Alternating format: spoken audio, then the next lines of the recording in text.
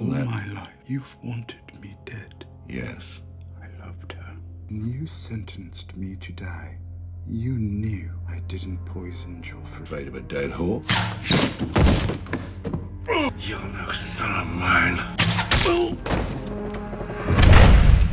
Welcome back to another video. Tyrion Lannister never truly kills his father in just one moment. He has been killing him emotionally for years. From childhood, Tywin Lannister never saw Tyrion as a son, only as a mistake, a shame, something to hide. Tyrion tried everything: intelligence, loyalty, even saving the kingdom. But in Tywin's eyes, he was always the dwarf who killed his mother, now psychologically. This moment is very important. Tyrion doesn't walk into that room just for revenge. He walks in for validation. When he asks about Shae, he is not asking for truth. He is asking, "Did you ever respect me?" And when Tywin calls Shae a whore, that's the final trigger. Because for Tyrion, Shae was not just a lover. She was the only place he felt accepted. So when Tywin insults her, he is not insulting Shae. He is destroying Tyrion's last emotional refuge. That's why Tyrion fires the first arrow. But here's the deeper psychology. Tywin still thinks he has control. Even sitting on the toilet, he believes words can dominate. When he says, "You are no son of mine," he unknowingly seals his fate, because in that moment, Tyrion stops trying to be his son. And the second arrow, that is not anger anymore, that is closure. After this, Varys doesn't save Tyrion out of kindness. He saves him because he understands something deeper. Tyrion is no longer a man seeking approval. He is a man who has nothing left to lose, and that makes him powerful. Varys basically tells him, "Now the world is yours, if you choose to survive." When Tyrion comes out of the crate, he does not look like a man who has been saved. He looks like a man who has been dragged forward without any real reason to keep going. That is the first hidden psychology in this scene. Tyrion is alive, but inside, he is exhausted. He has killed his father, killed Shae, lost his home, and lost the last pieces of the life he once knew. So even though his body is free, his mind is still trapped. This is why his tone feels bitter from the start. He talks like someone who no longer expects anything good from life. Many people think Tyrion is only being sarcastic here, but sarcasm is often how broken people hide pain. Instead of saying, "I am hurt," they make jokes. Instead of saying, "I am lost," they act annoyed. Tyrion is doing exactly that. When he reacts with anger and irritation instead of gratitude, that also tells us something important. A person carrying deep shame often finds it hard to accept help. Tyrion does not feel proud of himself. He does not feel innocent. He does not even feel clean inside. He feels damaged. So when someone helps him, part of him almost resists it. That is because guilt changes how a person sees love, rescue, and kindness. I still don't see why I had to stay in this fucking crate once we set sail. I saved your life. If they catch you, they catch me. It makes them think, why should anyone save me? Tyrion may not say those exact words, but the feeling is there in everything he says. He is not only running from King's Landing, he is running from himself. Another hidden layer in this scene is Tyrion's relationship with drinking. He does not drink only because he enjoys wine. He drinks because wine helps him escape his own thoughts. That is a very big difference. He has reached a point where being fully awake with his own mind feels harder than being drunk. This is what emotional collapse looks like in a quiet form. He is not screaming. He is not crying. He is not having a dramatic breakdown, but he is slowly destroying himself. Sometimes pain is loud. Sometimes pain is calm, dry, and full of dark jokes. Tyrion is in that second state. He is trying to numb the shame, the grief, and the horror of what he has done. I believe men of talent have a part to play in the war to come. What makes this scene powerful is that Varys understands this almost immediately. Varys does not speak to Tyrion like a soldier, a ruler, or a judge. He speaks to him like someone studying a wounded mind. He does not waste time trying to shame Tyrion into becoming useful again. He does not say, "Stop feeling sorry for yourself." He does not push cheap hope on him. Instead, he listens, watches, and slowly leads the conversation toward purpose.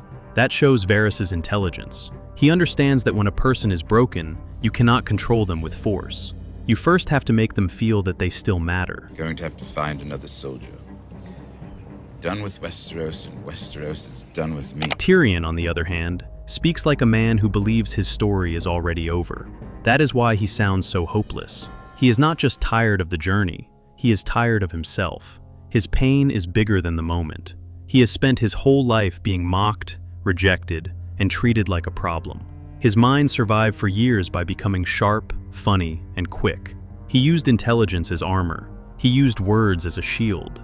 But now, that shield is not working. His cleverness could not save Shay. His cleverness could not save him from killing his father. His cleverness could not protect his identity. So now he is left with a dangerous thought. If even my mind cannot save me, then what do I have left? That is the real wound inside him. You have many admirable qualities. Self-pity is not one of them.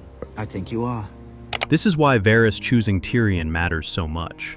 Varys does not choose him because Tyrion is clean, stable, or safe.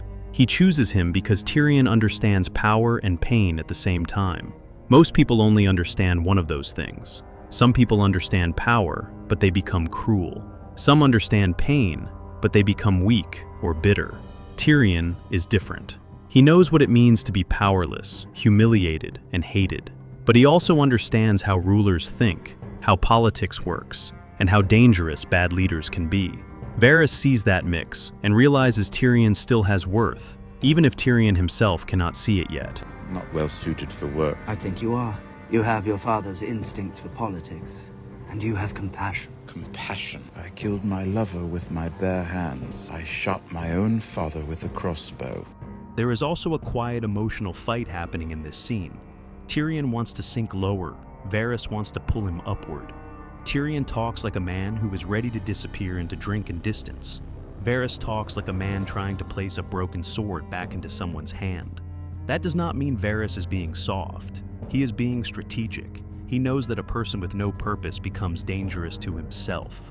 So he offers Tyrion something stronger than comfort. He offers him meaning. Meaning is often the only thing that can pull someone out of self-destruction. Peace, prosperity, a land where the powerful do not prey on the powerless. Where the castles are made of gingerbread and the moats are filled with blackberry wine. The scene also shows how depression can change the way a person hears the future. When Varys talks about bigger things, Tyrion does not welcome the idea. He pushes it away. That is because hopeless people often stop believing in tomorrow. They do not always say, "I want to die." Sometimes they simply act like nothing ahead is worth caring about. That is what Tyrion is doing. He treats the future like a joke because hope feels too expensive. Hope asks a person to risk disappointment again. And Tyrion has already been disappointed by family, love, justice, and home. So his mind chooses bitterness because bitterness feels safer than hope. The powerful have always preyed on the powerless. That's how they became powerful in the first place. And perhaps we've grown so used to horror, we assume there's no other way. Varys cuts through that bitterness in a very smart way. He does not tell Tyrion that he is a hero. He does not pretend Tyrion is innocent. He simply reminds him that he is still useful, still intelligent, and still capable of shaping events. That matters because broken people often do not need flattery. They need a reason. Varys gives Tyrion a reason. In a way, he is telling him, "You are not finished just because your old life is finished." That is a powerful psychological idea. Sometimes a person's identity must die before a new purpose can begin. Tyrion is in that exact space here. He has lost the old version of himself, but he has not yet accepted the new one. Another hidden meaning is that Varys sees leadership as more than birth or power. He looks for people who can understand suffering. That is why Tyrion interests him. Tyrion has lived close to power all his life, but he has never truly belonged to it. He has seen the palace from the inside, yet he has also been mocked like an outsider. That makes him dangerous in a good way. It gives him a wider view. He can see the lies of noble families, the weakness of kings, and the pain of ordinary people. Varys needs someone like that, because kingdoms are not only destroyed by evil rulers, they are also destroyed by blind rulers. Tyrion is flawed, but he is not blind. If you sat on the Iron Throne, would you spread misery throughout the land? I will never sit on the Iron Throne. No, you won't. But you could help another climb those steps and take that seat. The emotional center of the scene is simple. Tyrion thinks he is now only the sum of his worst actions. but Varys sees that he is more than that. This is something many people experience in real life too. After guilt, failure, or shame, people often reduce themselves to one terrible moment. They stop seeing their full self. They stop seeing any future version of themselves. Varys refuses to do that with Tyrion. He sees the mess, but he also sees the mind. He sees the damage, but he also sees the value. That is why this conversation feels so important. It is the moment where Tyrion is treated not as trash, not as a joke, not as a monster, but as a man who still has something left to give. This is also why the scene feels calm on the surface but heavy underneath.